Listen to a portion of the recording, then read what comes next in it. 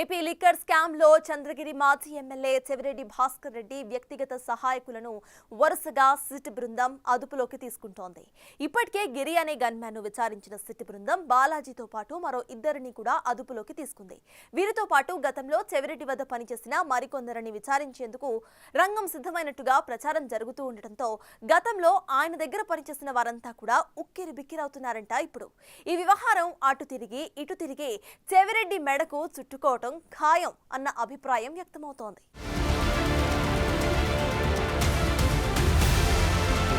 చంద్రగిరి మాజీ MLA YCP ప్రధాన కార్యదర్శి చెవిరెడ్డి భాస్కర్ రెడ్డి చుట్టూ కేసుల ఉచ్చు బిగుసుకుంటుంది. ఓవైపు ఏపీ లిక్కర్ స్కామ్ కేసు, మరోవైపు తుడానిధుల దుర్వినియోగంపై విజిలెన్స్ విచారణ, నకిలీ ఓటర్ల కేసు, పులివర్తి నానిపై హత్యాయత్నం కేసుతో 4 వైపుల నుంచి చెవిరెడ్డిని ఉక్కిరిబిక్కిరి చేయడానికి రంగం సిద్ధమవుతుందనే చర్చ నడుస్తోంది. అందులో భాగంగానే మద్యం కేసులో చెవిరెడ్డి పాత్రపై సిట్ బృందం సీరియస్ గా ఫోకస్ పెట్టి విచారిస్తుందట.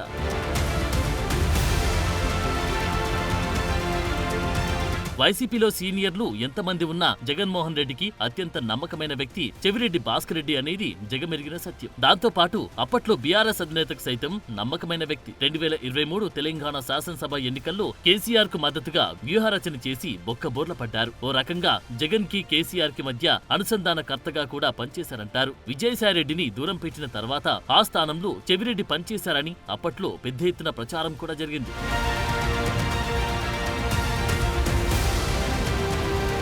జగన్ కోరిక మేరకి కుమారుడు మోహిత్ రెడ్డిని చంద్రగిరి ఎమ్మెల్యే అభ్యర్థిగా ప్రకటించి తర్వాత పూర్తి సమయం తాడేపల్లిలో ఉంటూ రాజకీయం చేశారు. తర్వాత అదే జగన్ ఆదేశాల మేరకు ఒంగోలు ఎంపీ అభ్యర్థిగా పోటీ చేశారు. ఎన్నికల్లో చెవిరెడ్డి వ్యూహాలు ఫలించక పార్టీతో పాటు తండ్రి కొడుకులు కూడా పరాజయం పాలయ్యారు. అది అలా ఉంటే అధికారంలో ఉన్నప్పుడు చెవిరెడ్డి చెప్పిందే వేదం అన్నట్లు నడిచింది. విషయం ఉన్న వారిని గుర్తించి వారికి తగిన పనులు చెప్పి వారితో పనులు చేయించుకోవడంలో చెవిరెడ్డి దిట్ట. ఆ విధంగా ఆయన ఎస్పీడీసీఎల్లో ఉన్న కాంట్రాక్ట్ అటెండర్ అయిన బాలాజీని తన వద్ద వ్యక్తిగత పనులకు తెచ్చుకొని అతని చేత ఆర్థిక వ్యవహారాలు నడిపించారంట.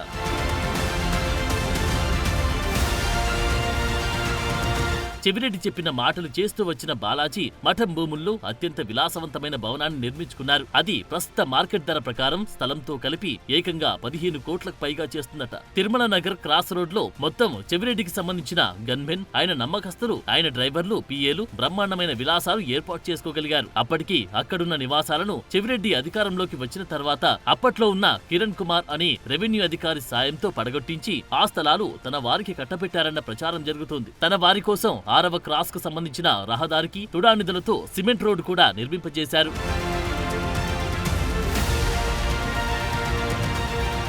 తనపై కేసుల ఉచ్చు బిగిస్తూ ఉందని గ్రహించిన చెవిరెడ్డి భాస్కర్ రెడ్డి ఎదురు దాడి ప్రారంభించారనే టాక్ నడుస్తుంది పొలిటికల్ సర్కిల్స్ లో. అందులో భాగంగానే వరుసగా మీడియా సమావేశాలు పెడుతూ పోలీసులను, ప్రభుత్వాన్ని టార్గెట్ చేస్తున్నారట. మొదటి సమావేశంలో తన కుటుంబంలో మద్యం వల్ల 2 మరణించారని, అలాంటిది తాను ఎలా అలాంటి వ్యాపారంలోకి వెళ్తానని ప్రశ్నించారు. మొదట్లో ఆయన గన్మెన్ గా పనిచేసిన గిరిని సిట్ విచారించింది. తర్వాత వెంకటేష్ ని అదుపులోకి తీసుకున్నారని, తాజాగా బాలాజీని సిట్ అదుపులోకి తీసుకుని రహస్యంగా విచారిస్తుందని తెగ ఆవేదన వ్యక్తం చేస్తున్నారు. వారిని రహస్య ప్రదేశంలో పెట్టి చిత్రహింసలు పెడుతున్నారని ఆరోపించారు. వారంతా అమాయకులని, ఆ చిన్న ప్రాణాలు వదిలిపెట్టి అవసరమైతే తనను అరెస్టు చేసుకోమని చెప్తున్నారు. కాళ్ళు చేతులు కట్టేసి వాళ్ళకి నరకమెట్టుందో చూపిస్తున్నారు.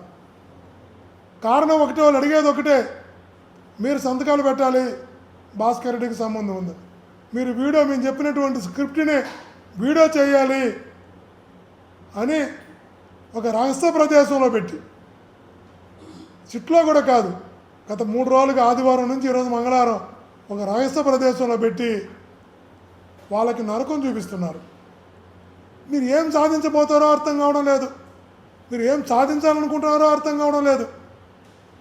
అరెస్టు చేయాలనుకుంటే అరెస్టు కావడానికి సిద్ధంగా ఉన్నామని చెప్పాం. మీరు శిక్షించాలనుకుంటే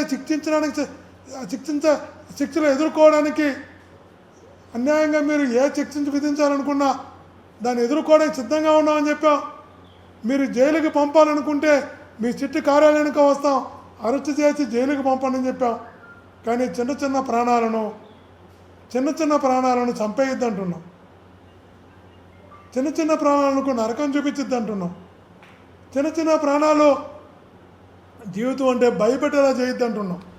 మరోవైపు తనపైన హత్యాయత్నం చేసి ఏడాది అయిందని, దానిపైన ఛార్జ్షీట్ కూడా వేయలేదని చంద్రగిరి ఎమ్మెల్యే పులివర్తి నాని ఆగ్రహంగా ఉన్నారంట. అందుకు కారణం కొంతమంది పోలీసులు చెవిరెడ్డి కుటుంబానికి సహకరించడమే అంటున్నారట. దాంతో పాటు నకిలీ ఓటర్ల జాబితా కేసుకు సంబంధించి సిఐడి విచారణ జరుగుతుంది. అందులో కిరణ్ కుమార్ అని ఆర్డీఓ పాత్ర ఉందని పులివర్తి నాని బహిరంగంగా ఆరోపిస్తున్నారు.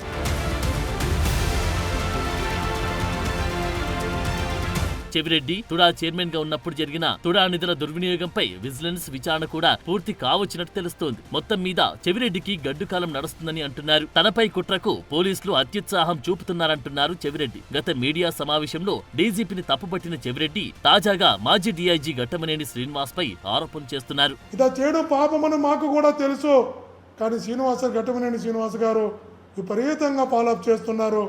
పైనుంచి వచ్చినటువంటి ఆదేశాల మేరకు, ఘట్టమనేని శ్రీనివాస్ గారి దగ్గర నుంచి వచ్చిన స్క్రిప్ట్ మేరకు, ఘట్టమనేని శ్రీనివాస్ గారి దగ్గర నుంచి వచ్చిన క్వశ్చనరీ మేరకు మేము అడగాల్సి వస్తుంది తప్ప వేరే కాదు అని అనేక మందితో చుట్టూ ఉన్నటువంటి ఉద్యోగులు అధికారులు చెప్తున్నప్పుడు అనిపిస్తుంది. శ్రీనివాస్ గారు మీరు దేవుడి దగ్గర పనిచేసి వెళ్ళారు, ఇక్కడే సిబిఎస్ఓగా పనిచేసి వెళ్ళారు, తప్పుడు కేసులు పెట్టు, ఏ సంబంధం లిక్కర్ కేసుల్లో ఇరికిచ్చో, లిక్కర్ అంటే జీవిత కాలంలో అసహించుకునే, లిక్కర్తో ఏ రోజు కూడా ఏ సంబంధం పెట్టుకున్నటువంటి, భయపడేటటువంటి, సెంటిమెంట్గా ఫీల్ అయ్యేటటువంటి వ్యక్తులపై అలాంటి కేసులు పెట్టడానికి మీరు దిగజారుతున్నారు. మీరు ఆ స్థాయికి వెళ్ళిపోతున్నారు. ఓకే, మీరు తీసుకునే ఏ నిర్ణయం అయినా కూడా మీరు ఎంతమందిని ఇబ్బంది పెట్టాలనుకున్నా, ఎంతమందిని కష్టపెట్టాలనుకున్నా, ఎంతమందిని నొప్పించి కొట్టి బెదిరించి నరకం చూపించి సాక్ష్యాలు సృష్టించి జైలుకు పంపాలనుకున్నా కూడా వాళ్ళు సిద్ధంగా ఉన్నారు, మేము సిద్ధంగా ఉన్నాం.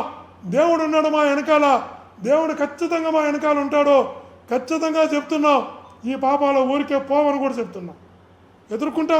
2009, 2019 వరకు కాంగ్రెస్, టీడీపీ ప్రభుత్వాల్లో తనపైన ఏకంగా 88 కేసులు పెట్టారని చెవిరెడ్డి అంటున్నారు. అయితే అప్పుడు వేరు, ఇప్పుడు పరిస్థితులు వేరు అంటున్నారు. అది గ్రహించే చెవిరెడ్డి అరెస్టులకు సిద్ధమని మేకపోతు గాంభీర్యం ప్రదర్శిస్తున్నారట. మరి సైలెంట్ గా తన పని తాను చేసుకుపోతున్న సిట్ వచ్చు ఎవరికి బిగుసుకుంటుందో చూడాలి.